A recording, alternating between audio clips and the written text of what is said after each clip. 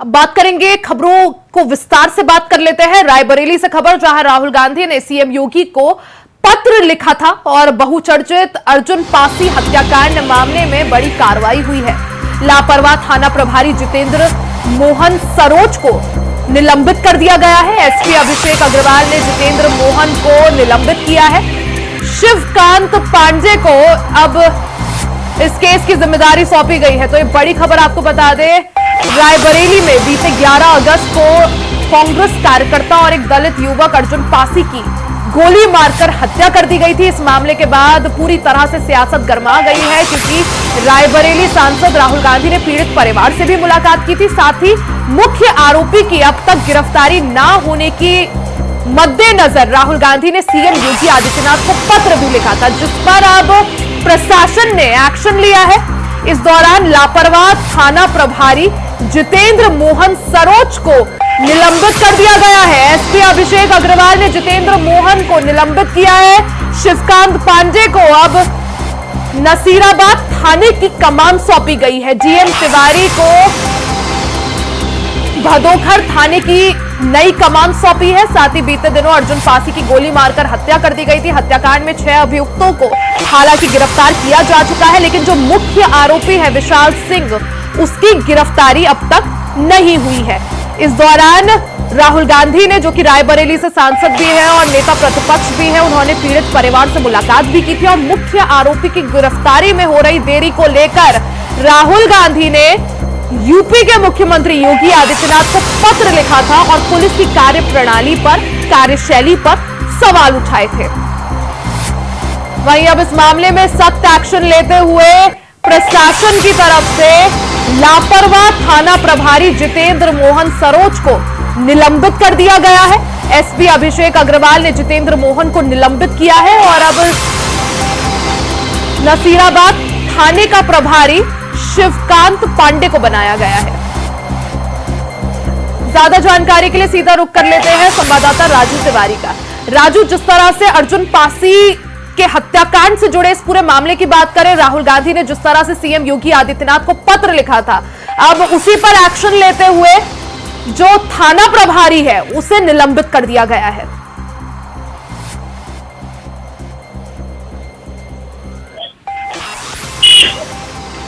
राजू, आवाज मिल पा रही है आपको?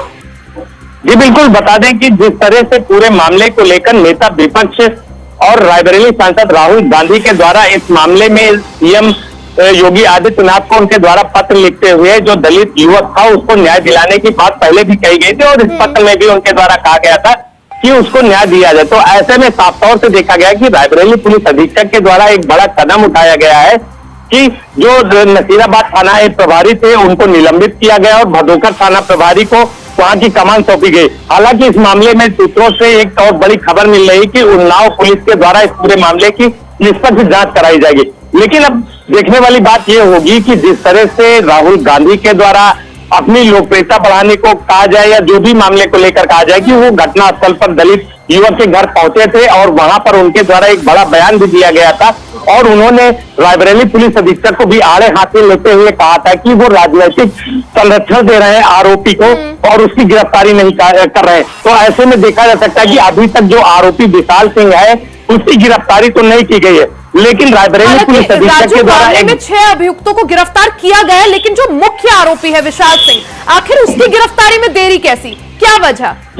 जी देखिए, आपको बता दें कि राहुल गांधी जब आए हुए थे मृतक युवक के घर और परिजनों से मिले थे, उसके बाद उनके द्वारा मीडिया से रूबरू होते हुए एक बड़ा बयान दिया गया था। क्योंकि जो विशाल सिंह है जिसको मेन अभियुक्त बनाया गया है वो नसीराबाद ब्लॉक के पूर्व ब्लॉक प्रमुख है, वर्तमान जो ब्लॉक प्रमुख है उनके पत्नी थे। तो ऐसे में उनके द्वारा एक बयान दिया गया था कि राजनीतिक संरक्षण दिया जा रहा है और रायबरेली पुलिस अधीक्षक को उनके द्वारा आड़े हाथे लिया गया।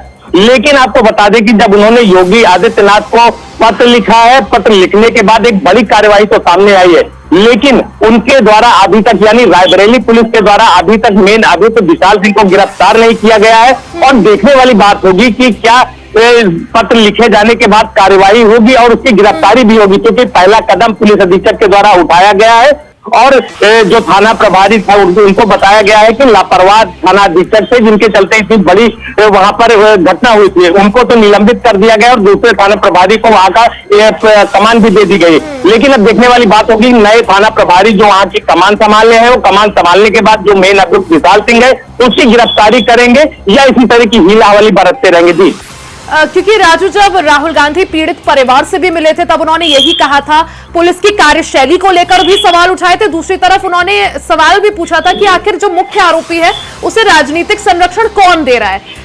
अब सवाल यही बचता है कि हालांकि सीएम योगी आदित्यनाथ को राहुल गांधी ने इस संबंध में पत्र भी लिखा था कि आखिर मुख्य आरोपी की गिरफ्तारी में देरी क्यों हो रही है या लापरवाही क्यों बढ़ती जा रही है। उसके बाद एक्शन देखने को मिला।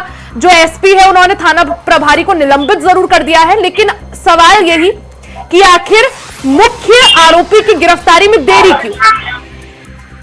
जी देखिए, मैं आपको बता दूं कि पूरे मामले में शुरू से ही यही मेन मुद्दा रहा है, चाहे स्थानीय संगठन के द्वारा बात करें या भीम आर्मी संगठन जो सामने सबसे पहले इस पूरे मामले को लेकर सामने आई, उसके द्वारा भी यही मुद्दा उठाया गया, जो मेन अभियुक्त है उसकी गिरफ्तारी की जाए। हालांकि पूरे मामले की अगर बात करें तो पूरे मामले में समाजवादी पार्टी का प्रतिनिधिमंडल और बसपा का एक प्रतिनिधिमंडल सामने आया, जो यहाँ दलित परिवार के घर मिल रहा है। उसके बाद नेता विपक्ष यानी राहुल गांधी जो है वो दलित परिवार के घर आए और परिवार से कदम मिलाकर उन्होंने न्याय दिलाने की बात कही। और उनके द्वारा यह भी कहा गया था कि ये लड़ाई तब तक जारी रहेगी जब तक इस परिवार को न्याय नहीं मिल जाएगा। तो साफ तौर से देखा गया कि उनके द्वारा जो पत्र सीएम योगी आदित्यनाथ को लिखा गया था, उसी के तहत बड़ी कार्यवाही रायबरेली पुलिस अधीक्षक के द्वारा की गई है और वहां पर नए थानेदार की तैनाती की गई है। लेकिन अब देखने वाली बात यही होगी कि नए थानेदार को जो नियुक्त किया गया है, क्या वो जो मेन अभियुक्त विशाल सिंह है उसको गिरफ्तार कर पाते हैं, ऐसे ही फरार मेन अभियुक्त रहेगा। बिल्कुल, ये तो खैर आने वाला वक्त है। अर्जुन पासी की गोली मारकर हत्या कर दी गई थी। सवाल यही कि आखिर न्याय कब मिलता है पीड़ित परिवार को। और जिस तरह से रायबरेली सांसद राहुल गांधी इस संबंध में पूरी तरह से इस मामले पर नजर बनाए हुए हैं, सीएम योगी आदित्यनाथ को भी उन्होंने पत्र लिखा। आखिर इस मामले में कितना और इंतजार करना पड़ता है पीड़ित परिवार को न्याय के लिए, उस पर सभी की निगाह रहेगी। आगे क्या कुछ एक्शन होता है, क्या मुख्य आरोपी कब तक गिरफ्तार होता है, उसके लिए इंतजार। राजू, आप नजर बनाए रखें। बहुत बहुत शुक्रिया जानकारी के लिए।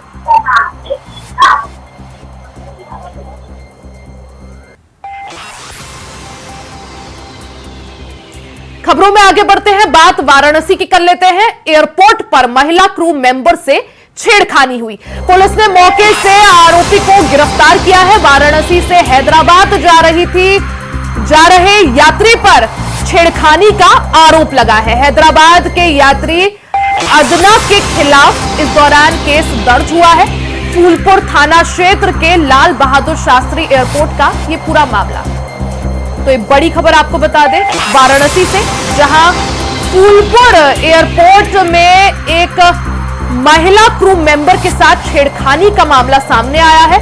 फूलपुर थाना क्षेत्र के लाल बहादुर शास्त्री एयरपोर्ट का यह पूरा मामला, जहां एक महिला क्रू मेंबर के साथ छेड़खानी हुई। हालांकि पुलिस ने मौके पर पहुंचकर आरोपी को गिरफ्तार कर लिया है। वाराणसी से हैदराबाद जा रही थी ये फ्लाइट, जिसमें एक यात्री सवार था जिसने महिला क्रू मेंबर के साथ छेड़खानी की, जिसके बाद पुलिस ने इस मामले में आरोपी को गिरफ्तार कर लिया है। हैदराबाद के यात्री अदना के खिलाफ इस मामले में केस दर्ज हुआ है।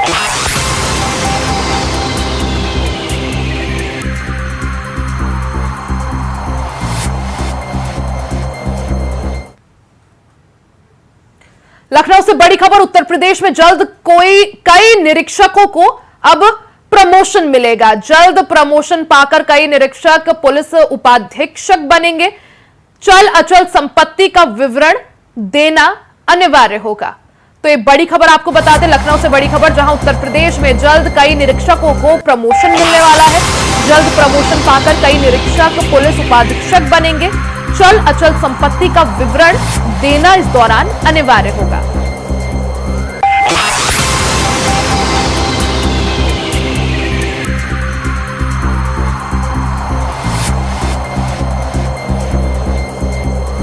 तो यूपी में अब जल्द कई निरीक्षकों को प्रमोशन मिलेगा। जल्द प्रमोशन पाकर कई निरीक्षक पुलिस उपाधीक्षक बनेंगे।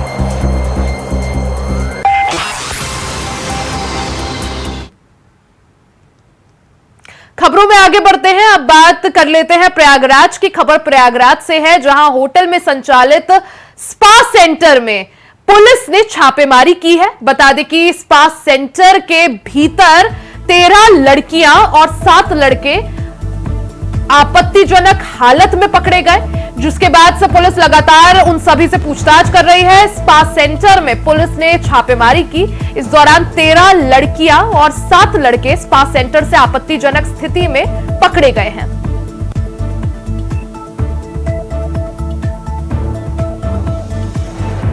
प्रयागराज से पूरा मामला, जहां स्पा सेंटर में पुलिस ने छापेमारी की, जिसमें 13 लड़कियां और 7 लड़के आपत्तिजनक स्थिति में पकड़े गए हैं।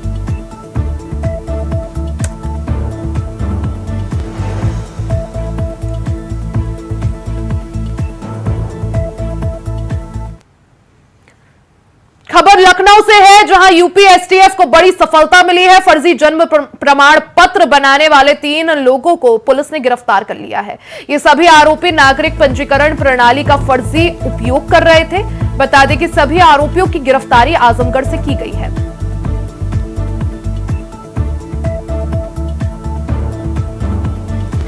तो यूपी एसटीएफ को बड़ी सफलता मिली है। फर्जी जन्म प्रमाण पत्र बनाने वाले आरोपियों को पुलिस ने गिरफ्तार किया है। लखनऊ से बड़ी खबर, जहां यूपी एसटीएफ ने बड़ी कार्रवाई करते हुए फर्जी जन्म प्रमाण पत्र बनाने वाले 3 आरोपियों को गिरफ्तार किया है। ये सभी आरोपी नागरिक पंजीकरण प्रणाली का दुरुपयोग कर रहे थे। सभी आरोपियों को गिरफ्तारी जो की गई है आजमगढ़ से की गई है। तस्वीरें आप देख सकते हैं, ये वही 3 आरोपी हैं जिन्हें फर्जी जन्म प्रमाण पत्र बनाने के मामले में पुलिस ने गिरफ्तार किया है। यूपी एसटीएफ की बड़ी कार्रवाई।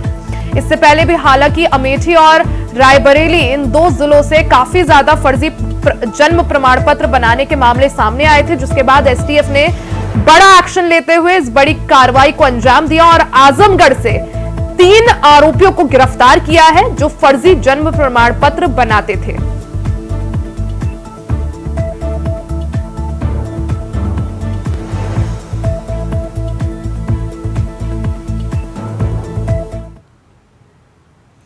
खबर लखनऊ से है, जहां दबंगों की दबंगई देखने को मिली। बता दें कि दबंगों ने एक पत्रकार के साथ जमकर मारपीट की। वहीं मारपीट का वीडियो भी सीसीटीवी में कैद हुआ है। सूचना पर पहुंची पुलिस ने मुकदमा दर्ज कर आरोपियों को गिरफ्तार कर लिया है। यह पूरा मामला बाजार खाला थाना क्षेत्र का है। तो दबंगों की दबंगई का यह पूरा मामला, जिसमें आप देख सकते हैं सीसीटीवी फुटेज में भी नजर आ रहा है किस तरह से पत्रकार के साथ कुछ दबंगों ने मारपीट की। पुलिस ने फिलहाल आरोपियों को गिरफ्तार कर लिया है। तो पत्रकार के साथ दबंगों ने जमकर मारपीट की। हालांकि मारपीट का पूरा मामला जो है, पूरी घटना सीसीटीवी कैमरे में कैद हो गई। अब सोशल मीडिया पर यह पूरी वीडियो तेजी से वायरल हो रही है। हालांकि पुलिस ने एक्शन लेते हुए सभी आरोपियों को गिरफ्तार कर लिया है।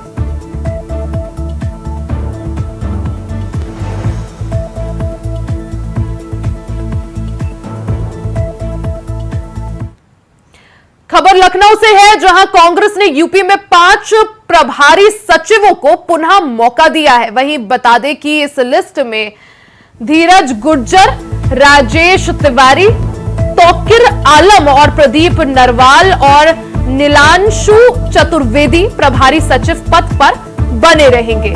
यूपी में कांग्रेस ने नहीं बदले पुराने प्रभारी। कांग्रेस ने 5 प्रभारी सचिवों को फिर से मौका दिया है। तो ये कांग्रेस की सूची आप देख रहे हैं, जहां कांग्रेस ने यूपी में 5 प्रभारी सचिवों को फिर से मौका दिया है।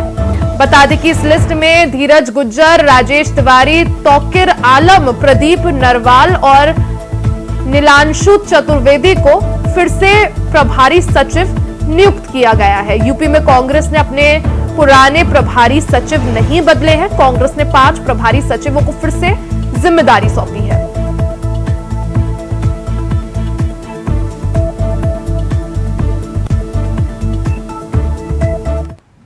खबर सिद्धार्थनगर से है, जहां रोडवेज की बस की चपेट में आने से 22 वर्षीय युवक की मौत हो गई। बता दें कि मृतक युवक गोरखपुर से पुलिस भर्ती परीक्षा देकर वापस लौट रहा था। पुलिस ने शव को पोस्टमार्टम के लिए भेज दिया और फरार चालक की तलाश इस दौरान जारी है। तो यूपी में जिस तरह से पुलिस सिपाही भर्ती परीक्षा का आयोजन किया जा रहा है, आज परीक्षा का अंतिम दिन। ऐसे में सिद्धार्थनगर से खबर, जहां रोडवेज की बस के चपेट में आने से 22 वर्षीय युवक की मौत हो गई। मृतक युवक गोरखपुर से पुलिस भर्ती परीक्षा देकर लौट रहा था, जिस दौरान यह हादसा हो गया। रोडवेज बस की चपेट में आने से युवक की यहां पर मौत हो गई। हालांकि पुलिस मामले में कार्रवाई करते हुए फरार बस चालक की तलाश कर रही है।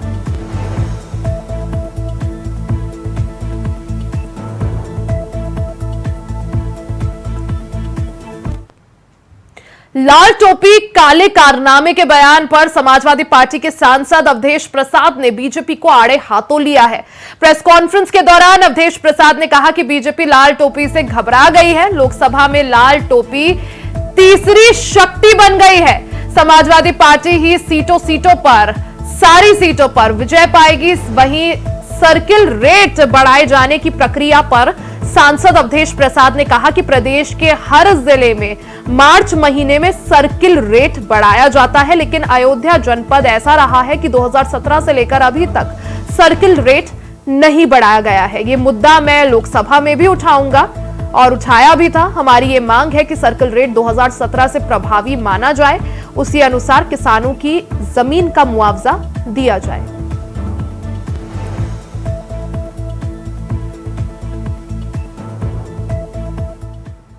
जी, आदरणीय योगी जी लाल टोपी से घबराए हैं और उनको पता है ये लाल टोपी ही है कि इनको सत्ता से अलग करेगी। और जब से भारतीय जनता पार्टी अयोध्या में फैजाबाद लोकसभा जो है, चौवन फैजाबाद जनपद अयोध्या से हारी है, तब से भारतीय जनता पार्टी पूरी तरह से लड़ी है। और लाल टोपी लोकसभा में आपने देखा तीसरी शक्ति हो गई है, 37 हमारे सांसद, तो इनको पता है।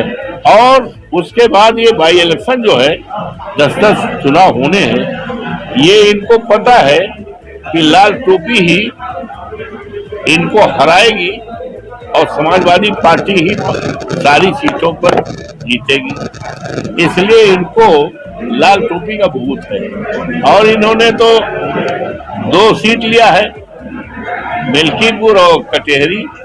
अब ये बताओ, इतने बड़े मुख्यमंत्री प्रदेश के देश में जाते हैं और दिल्ली वाले पता नहीं इनके साथ क्या करना चाहते हैं। वो जानते हैं दिल्ली वाले कि मिल्कीपुर जीतेगी समाजवादी पार्टी हजारों से। वो जानते हैं समाजवादी पार्टी कटेहरी जीतेगी, इसलिए इनको लगाया है दिल्ली वालों ने किसी मंशा से। मंशा क्या है हम नहीं कहना चाहते।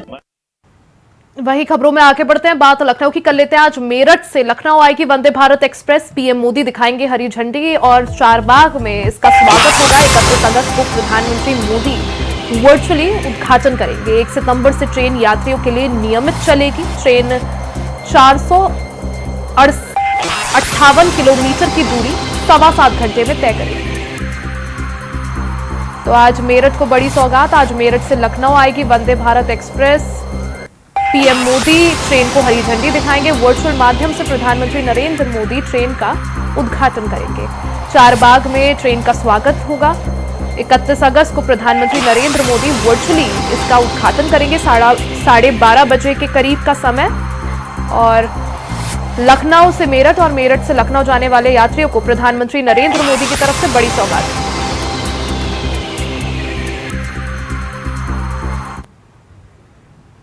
इसी के साथ इस बुलेटिन में फिलहाल के लिए सिर्फ इतना ही। खबरों का सिलसिला जारी रहेगा, बने रहे हमारे साथ।